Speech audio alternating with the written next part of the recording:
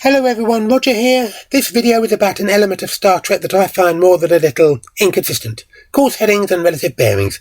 As you may know, Tim Fairley published an article on navigation in Star Trek in Orion Press in 1980, but I feel that just adds to the confusion.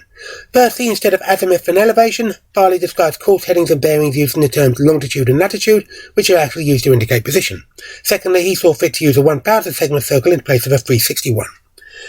In 1991, the Star Trek Next Generation Technical Manual was published, and section 3.4 on pages 35 to 37 provided a clearer explanation of how courses and bearings are used for flight navigation, with the first figure used for azimuth and the second for elevation. Sadly, this is imperfect. For one thing, the headings and bearings mentioned in a scene are not always matched by the visual evidence. Let me show you what I mean. In the TNG double-length episode All Good Things, when the Enterprise arrives to assist the Pasteur, Data reports that Enterprise is located on a bearing of 215 Mark 310. However, as you can see in this exterior view, Enterprise is not where Data says it is. An azimuth of 215 would place the Enterprise somewhere on this red line, whereas its actual bearing is shown via the blue line, putting the azimuth closer to somewhere between 255 and 260. Another example appears in the Praxis shockwave scene at the start of Star Trek 60 Undiscovered Country.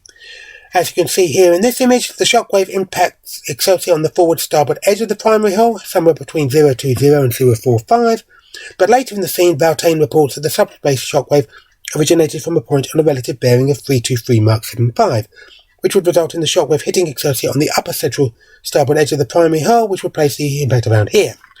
A similar problem occurs with course headings with 0 Mark 0 pointing to the galactic core.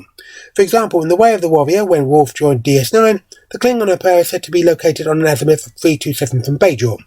However, measuring it out from the 0 azimuth line shown here in red, heading 327 clearly points to the left of the map, as shown in white, while the Klingon Empire is actually on a heading of about 007, as depicted by the little blue line. Confusing, isn't it? Well, if you think that's bad, the next video will tackle the other main problem with headings and bearings in Star Trek. What do you think about this? Do you have any suggestions for future videos? Feel free to comment, like and share. Please subscribe if you haven't already done so, and I'll be back soon with another video.